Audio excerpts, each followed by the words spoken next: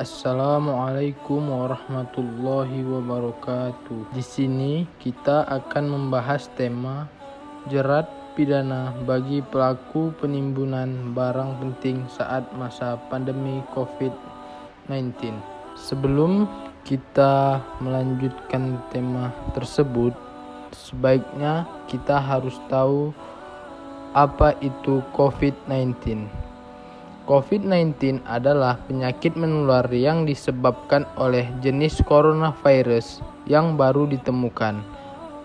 Virus baru dan penyakit yang disebabkan ini tidak diketahui sebelum mulainya wabah di Wuhan, Tiongkok pada Desember tahun lalu. Di tengah mewabahnya virus COVID-19 ini, sejumlah oknum yang tidak bertanggung jawab melakukan kecurangan, yaitu dengan menimbun segala barang kebutuhan pokok dan barang penting lainnya.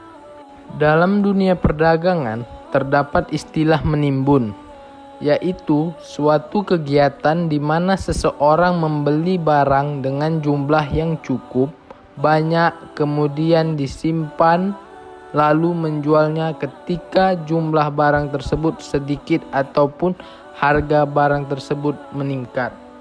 Menurut pasal 29 ayat 1 Undang-Undang Nomor 7 Tahun 2014 tentang perdagangan yang berbunyi, pelaku usaha dilarang menyimpan barang kebutuhan pokok dan atau barang penting dalam jumlah dan waktu tertentu pada saat terjadi kelangkaan barang, gejolak harga dan atau hambatan lalu lintas perdagangan barang. Para pelaku penimbunan barang penting atau barang pokok dapat dikenakan hukuman sesuai pasal 107 Undang-Undang Nomor 7 Tahun 2014 tentang perdagangan.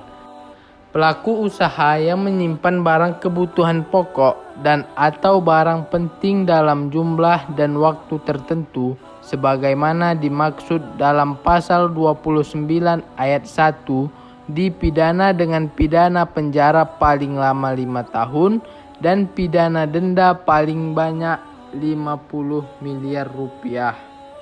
Di dalam Al-Quran dijelaskan dalam Quran Surah At-Taubah ayat 34 dan 35. Dalam beberapa hadis dijelaskan dari hadis Al-Qasim bin Yazid dari Umamah, beliau mengatakan Rasulullah melarang penimbunan bahan makanan. Dan hadis kedua dari Ma'mar bin Abdullah, Rasulullah bersabda, tidaklah seseorang melakukan penimbunan melainkan dia adalah pendosa. Hadis riwayat Muslim nomor 1605. Dengan demikian, adanya undang-undang tentang perdagangan bertujuan untuk kesejahteraan rakyat Indonesia melalui kebebasan ekonomi dengan prinsip keadilan. Undang-undang perdagangan tersebut tidak akan berjalan dengan baik tanpa adanya partisipasi dari masyarakat, sehingga kita perlu melaporkan berbagai tindakan yang melanggar hukum. Oleh karena itu, semua bentuk penimbunan barang dilarang diajarkan agama Islam, baik sembako secara umum atau non-sembako yang dapat merugikan orang lain. Sekian dari penjelasan saya. Apabila ada kekurangan, saya mohon maaf.